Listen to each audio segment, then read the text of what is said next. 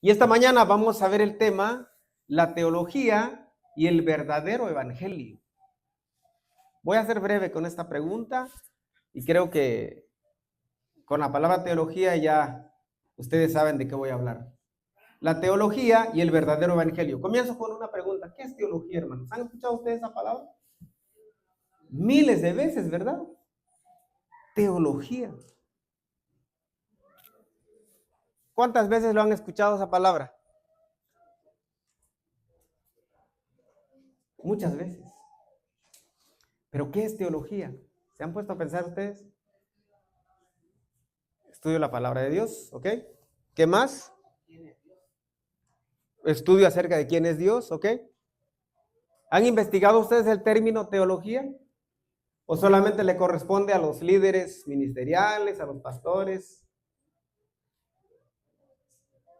Porque esa palabrita teología, hermanos, como que no sé si interrumpe el evangelio, no sé si favorece al evangelio o realmente ha afectado al evangelio. Y esa palabra teología, hermanos, les voy a explicar el término. Teología viene del griego teos, que significa Dios o deidad. Y logos, que significa estudio.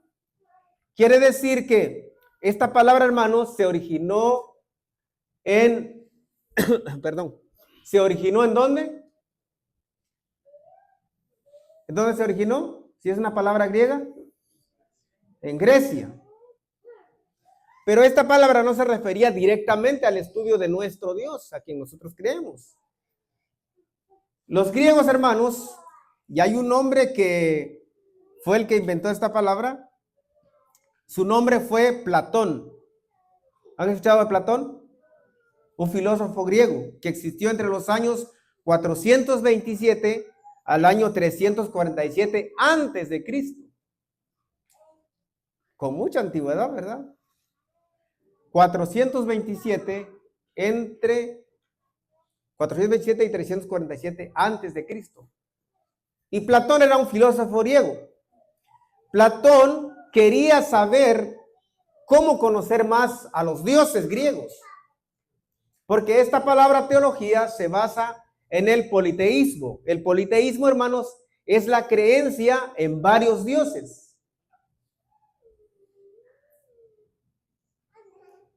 ¿Y qué es el monoteísmo? ¿La creencia en qué? En un solo Dios. Mono es uno.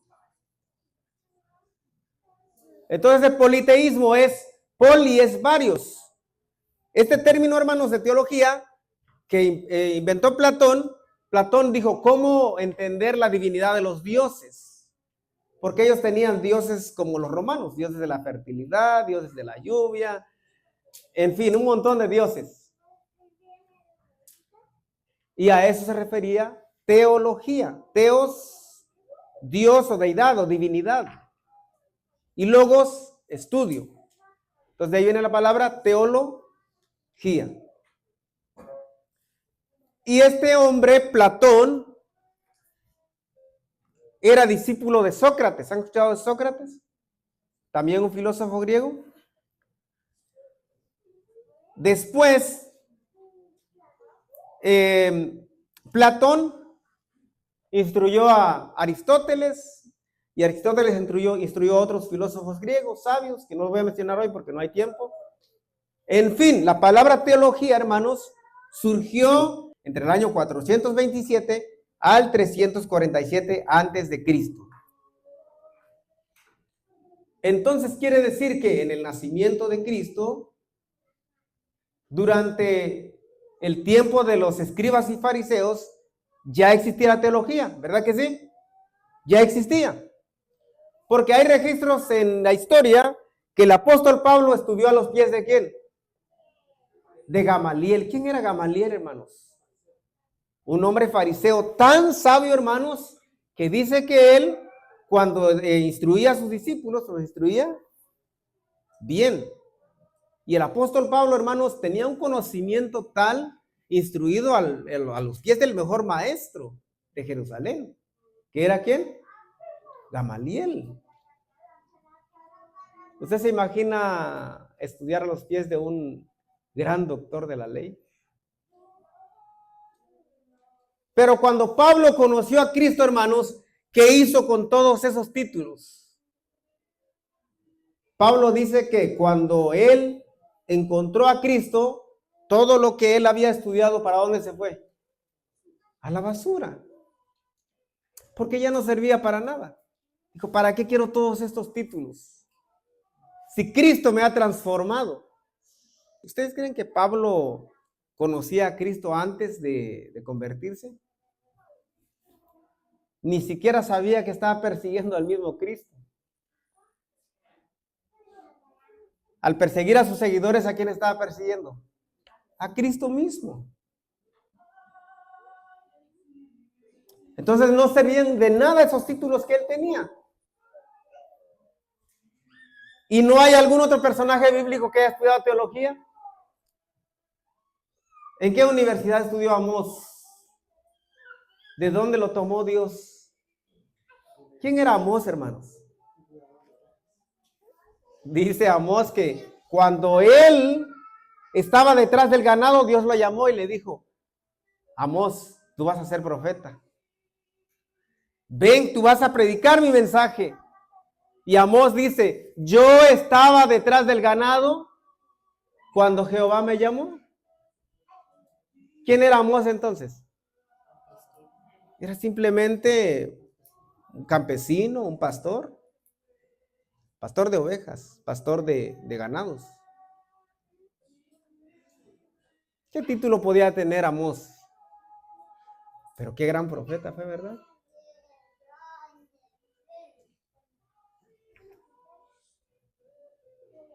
¿Quiénes fueron Pedro y Juan, hermanos? ¿Creen ustedes que Pedro y Juan habían ido a una gran universidad, se habían titulado en teología, un doctorado en leyes?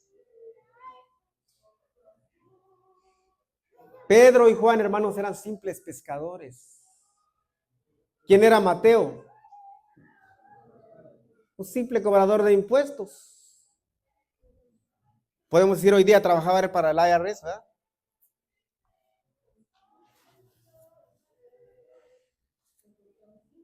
Les pregunto quién era Juan, el amado. ¿Qué era? Un pescador.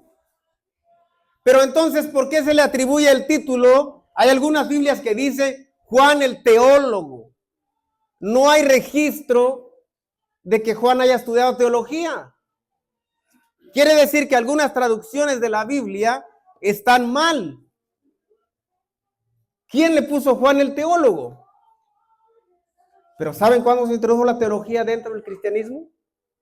Llegó un momento, hermanos, en que la teología vino a introducirse en el cristianismo. Les voy a dar aquí quién fue el autor que introdujo la teología dentro del cristianismo.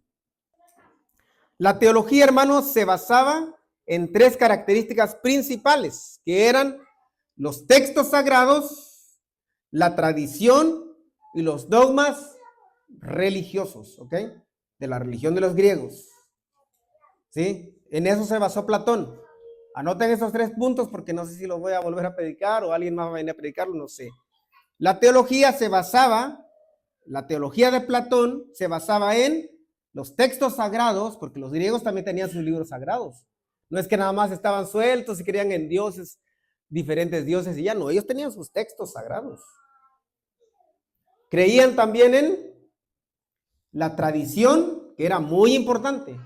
La tradición no podía salir de los griegos. Y los dogmas religiosos. Esos eran importantes. Cuando la teología se mete dentro del cristianismo, entran estos 3 tipos también, los textos sagrados, que eran la Biblia, la tradición y los dogmas religiosos. Se mete dentro del cristianismo. La teología fue introducida dentro del cristianismo por los célebres filósofos medievales como San Justino Mártir, San Agustín de Hipona y Santo Tomás de Aquino. ¿Ya habían escuchado a San Agustín de Hipona? ¿No? ¿De San Martín, de Santo Tomás, sí? ¿Nunca habían escuchado, hermanos, de San Agustín de Hipona? ¿No? Yo ya había escuchado, pero no había investigado. Ya un pastor pentecostal había hablado conmigo acerca de eso y me dijo, ¿quiénes fueron los padres de la iglesia? Y me dijo, tú no puedes despreciar, no puedes pensar que la iglesia primitiva no estaba basada sobre el catolicismo. Y le dije, estás muy equivocado, la Biblia no habla del catolicismo. Pero y luego entonces, San Agustín de Hipona, ¿dónde queda? Él existió durante el tiempo de cuando se estaba fundando la iglesia. Y me quedé sorprendido, hermanos, porque hay gente que habla, son pastores que están estudiados y que pueden engañar a la gente con una habilidad tan, no sé, te pueden convencer rápidamente. Y en esa plática que tuvimos, yo le hablé solo de Biblia, y él empezó a hablarme de teología, de apología, teología sistemática, de apologética, de la hermenéutica, empezó a hablar de la, no me acuerdo qué más me habló, pero habló de muchos términos.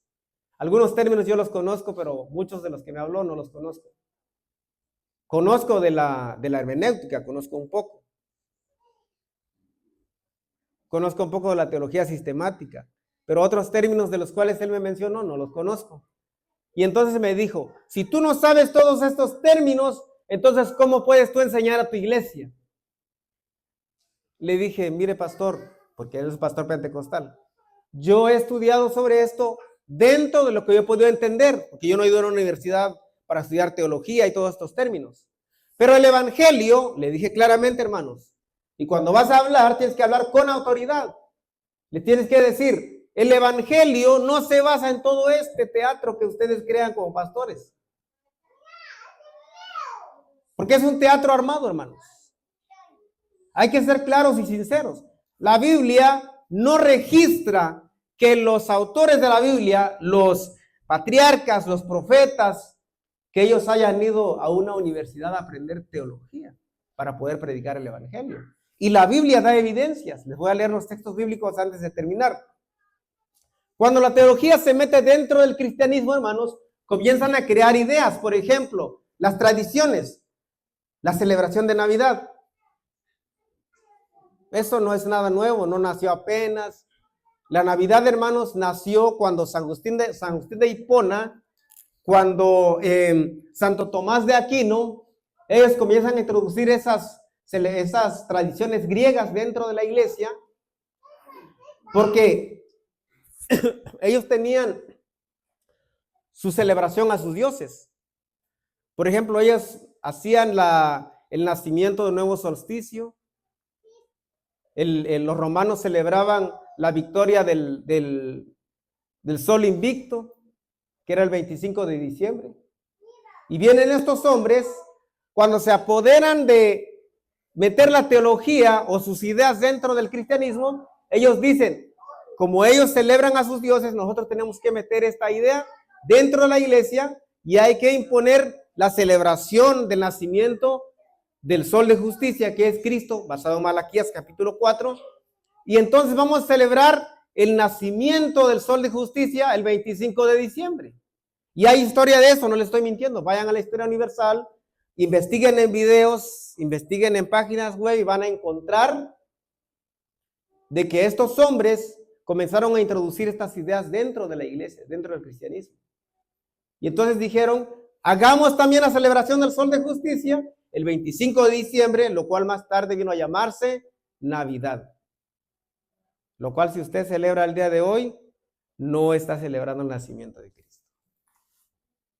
Y muchas otras celebraciones, como el bautismo de niños, la veneración de los santos, la canonización. ¿Se acuerdan cuando la Iglesia Católica canonizó al Papa San Pablo, Juan Pablo? ¿Se acuerdan? Juan Pablo II. Todas estas tradiciones, hermanos, no solamente lo crearon estos hombres y lo absorbió la Iglesia Católica Romana, ni la Iglesia Católica tradicional que conocemos aquí en el continente americano, sino que hasta hoy día la Iglesia Adventista también lo está absorbiendo. ¿Sí o no? Y nosotros tranquilamente celebramos la Navidad como que si fuera un mandato bíblico. Y no sabemos que esas tradiciones vienen ¿de dónde? De tradiciones griegas. Vienen de los romanos. Y nosotros lo celebramos y decimos, bueno, está bien. En otro momento les voy a decir cuándo se escribieron las 28 creencias, 27 creencias, ahora 28, de la Iglesia Adventista del Séptimo Día. ¿Cuándo se escribió el primer manual de la Iglesia Adventista? En otro momento les voy a decir eso, pero esa es historia adventista, no tiene nada que ver con esto. Si no conocemos ni siquiera la historia de nuestra Iglesia Adventista, ¿cómo vamos a conocer más allá de dónde vino todas esas tradiciones paganas? Y créanme, hermanos, que hay muchas costumbres dentro de la iglesia que fueron influenciadas por la Iglesia Católica y por los protestantes, que hoy día ya no hay protestantes, solamente la Iglesia Adventista que sigue protestando, porque las demás ya se unieron con la Iglesia Católica. El Día del Amor y la Amistad, hermanos.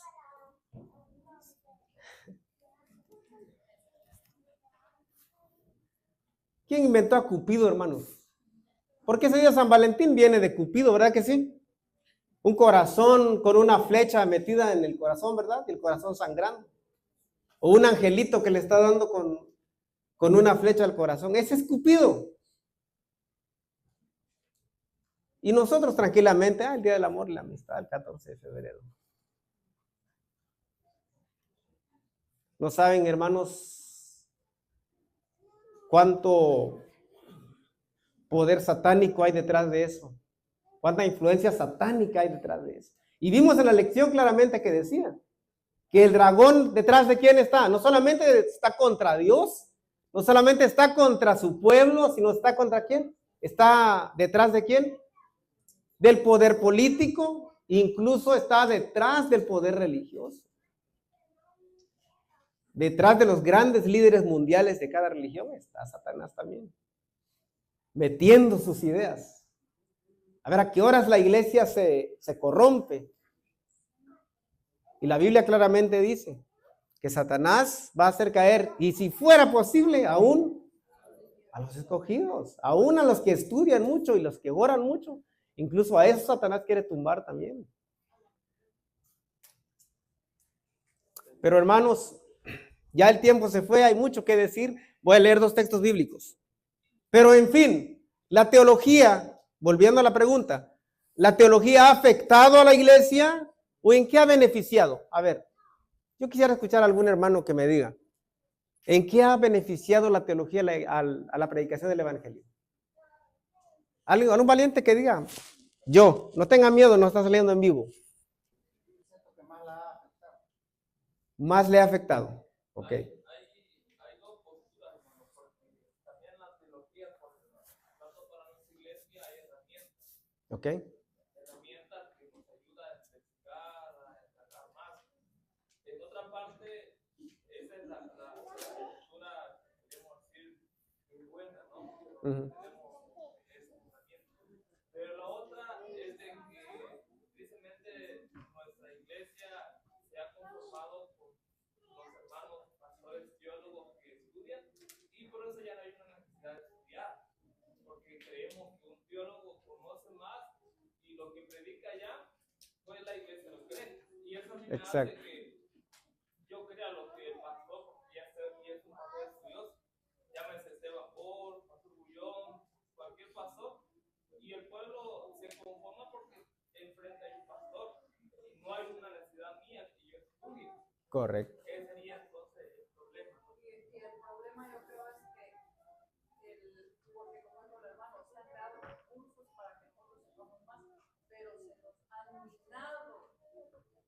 Ujú. Los de allá afuera. Entonces, ahora la teología hoy en día ya no es lo mismo que antes. Ahora que un pastor te diga que del Levítico 16 en adelante ya no es inspirado por Dios porque lo aprendió en la universidad. Ujú. Correcto. Por eso, hermanos, a eso voy. Y gracias por su comentario. ¿Por qué traje este tema, hermanos? Porque hoy día muchas de las cosas que se están practicando dentro de la iglesia es gracias a las ideas de esos teólogos que están trayendo nuevas ideas, nueva teología, la teología ya de esta generación moderna que se está metiendo dentro de la iglesia. Gracias a esas ideas, ahora nuestra iglesia se está corrompiendo. Y qué bueno que opinaron los dos y dijeron eso, porque cuando vamos a la Biblia, hermanos, hay textos que ya no son aceptados en la iglesia.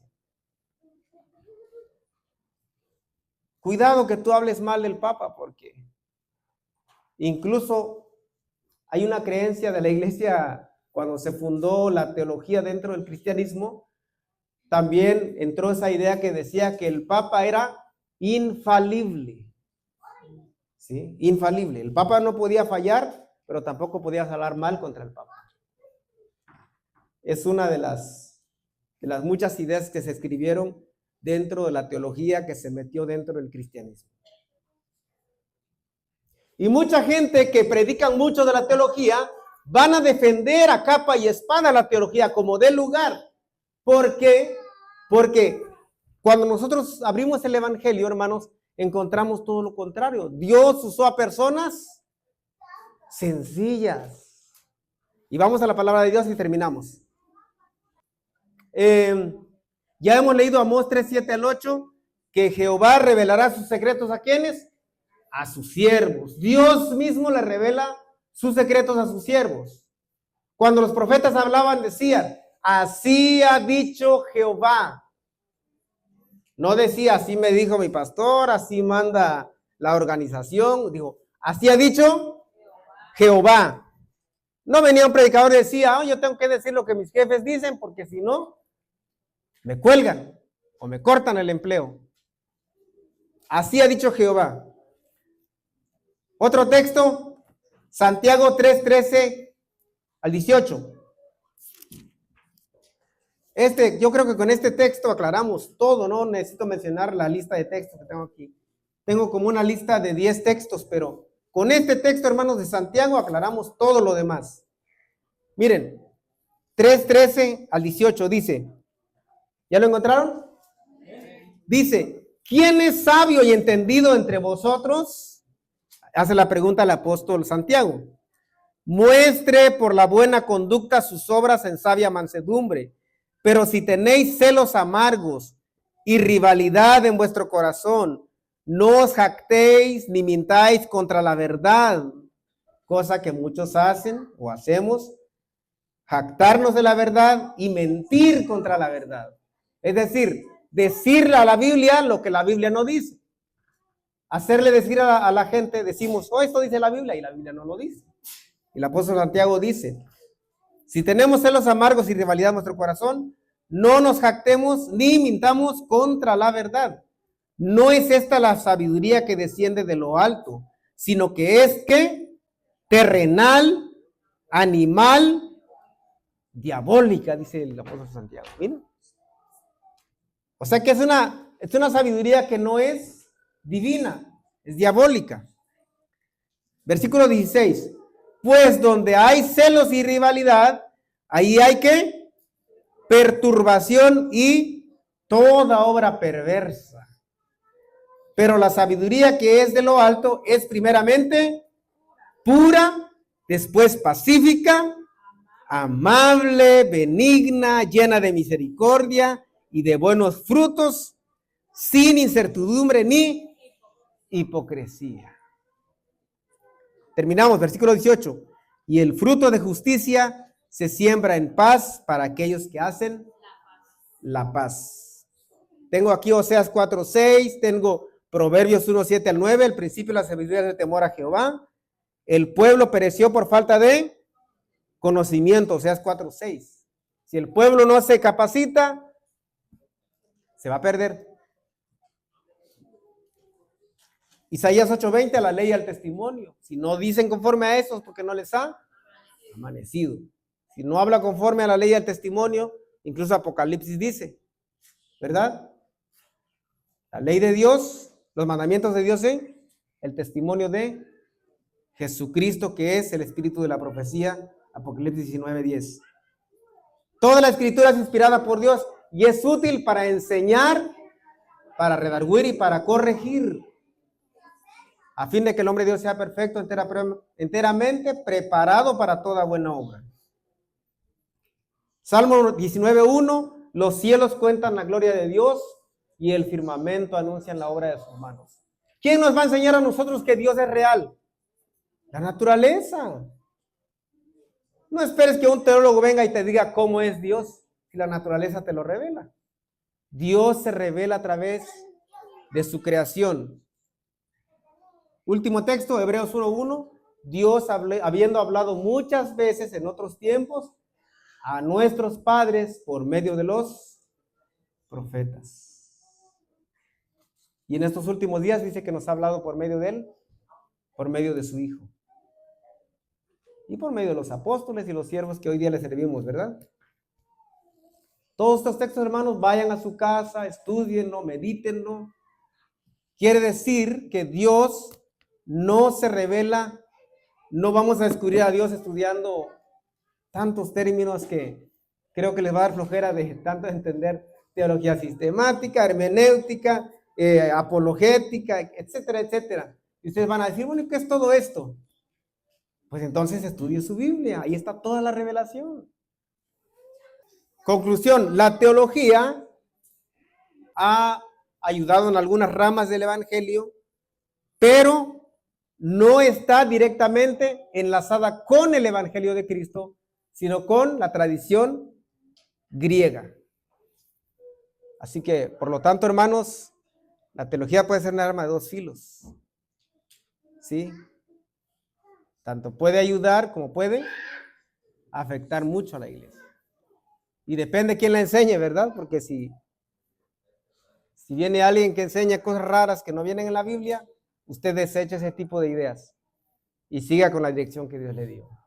Que Dios les bendiga, hermanos, y feliz sábado para todos.